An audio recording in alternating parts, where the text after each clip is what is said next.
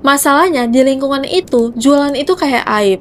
Karena kalau ada yang tahu kamu jualan, pasti mereka mikirnya, Uang jajan kamu nggak cukup ya? Atau keluarganya nggak mampu? atau mungkin mereka berpikir, Ngapain sih jualan kayak ngemis aja? sering banget orang yang nanya aku, kenapa sih lu mau mulai bisnis? Well, jawabannya ada di video ini.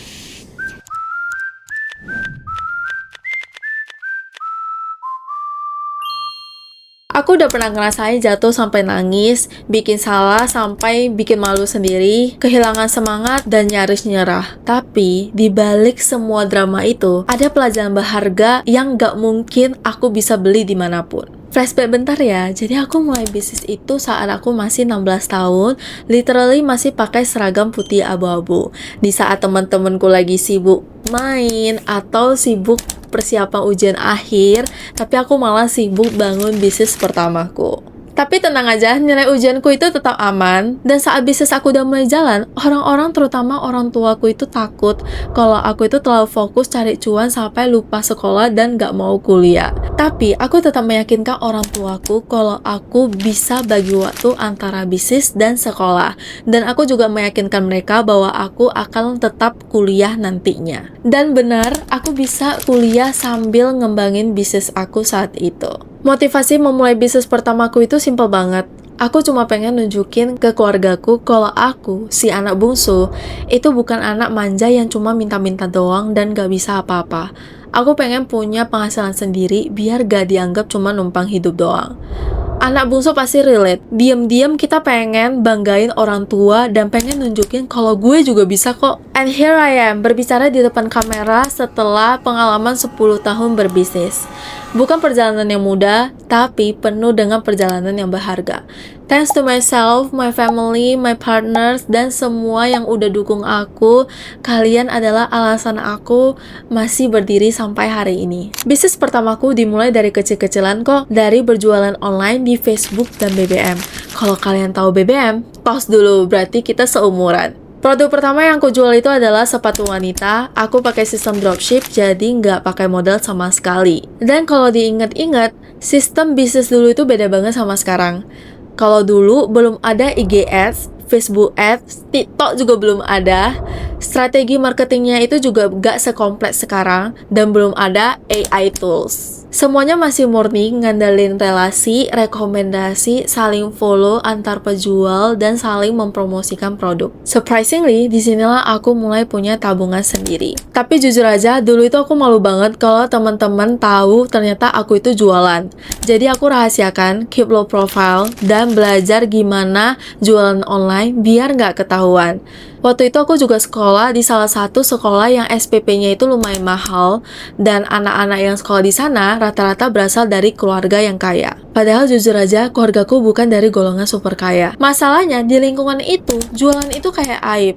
Karena kalau ada yang tahu kamu jualan, pasti mereka mikirnya, Uang jajan kamu nggak cukup ya? Atau keluarganya nggak mampu? atau mungkin mereka berpikir, Ngapain sih jualan kayak ngemis aja? padahal alasannya simpel banget. Aku cuma pengen punya tabungan sendiri, bukan karena kekurangan, tapi karena pengen ngerasain gimana sih rasanya dapet uang dari hasil kerja keras sendiri. Makanya aku jualannya itu diem-diem, teman-teman gak ada yang tahu, guru juga enggak, orang tuaku juga awalnya nggak tahu. Sampai suatu hari papa mamaku kaget kalau aku ternyata punya uang hasil dari jualan sendiri. Mereka sempat nggak percaya, tapi pas tahu aku ternyata serius dan hasilnya nyata, mereka justru bangga. Bayangin deh, anak sekolah biasanya rata-rata kalau pulang sekolah itu sibuk nongkrong, sibuk main game, sedangkan aku cari rekomendasi produk, atur jualan, balesin chat, bermodalkan HP seadanya dengan kuota internet. Fun fact, bisnis selanjutnya aku nggak mulai sendirian. Pas kelas 3 SMA, yap, aku masih pakai seragam putih abu-abu, ditemani pacarku yang sekarang udah jadi suamiku untuk mulai bisnis bareng setelah bisnis pertamaku tutup. Ya, ini jadi alasan kenapa series ini dinamakan Couplepreneur. Karena kisah ini bukan hanya tentang bisnis doang, tapi perjalanan dua orang tumbuh bareng lewat impian yang sama. Bisnis kami sekarang bergerak di bidang jasa desain dan kami juga udah punya kursus les gambar yang yang udah punya beberapa cabang.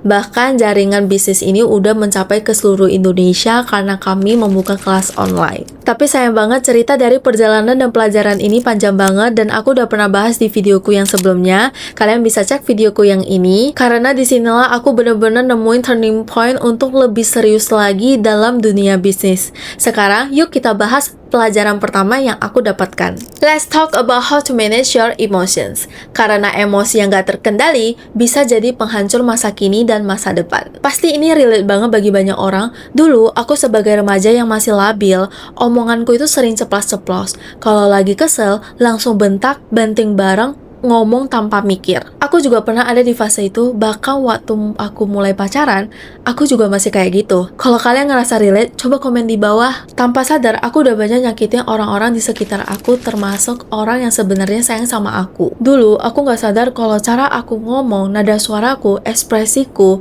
itu bisa bikin orang terluka. Aku pikir waktu itu aku cuma pengen jujur aja dan to the point, tapi ternyata kata-kata yang keluar dari mulut aku justru nyakitin perasaan orang lain. Aku baru sadar kalau emosi itu kayak api. Kecilnya bisa menghangatkan, tapi sekali membesar, bisa menghanguskan orang-orang yang kita sayangi. Dan yang paling menyakitkan, api bukan hanya membakar orang lain aja, tapi juga membakar diri kita sendiri. Kita capek, nyesel, dan harus kehilangan hal-hal yang berharga hanya karena emosi sesaat. Sampai akhirnya, aku belajar dari pasanganku yang sekarang udah jadi partner bisnisku dan partner hidupku. Dia yang paling sering jadi korban emosiku dulu, tapi anehnya dia gak pernah ninggalin aku. Karena itu aku jadi sadar untuk belajar cara mengendalikan emosi aku.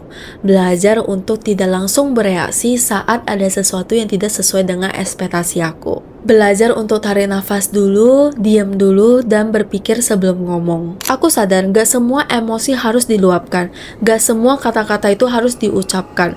Apalagi saat kita sedang marah dan sedang kesal. Karena sekali keluar, kata-kata itu gak bisa ditarik lagi. Kita mungkin bisa minta maaf, tapi rasa sakit itu gak selalu bisa hilang. Dan pelajaran 10 tahun ini ngajarin aku satu hal, orang yang kamu benci hari ini bisa jadi orang yang menolong kamu di masa depan. Dunia bisnis ini sampai banget dan hubungan antar manusia itu dinamis.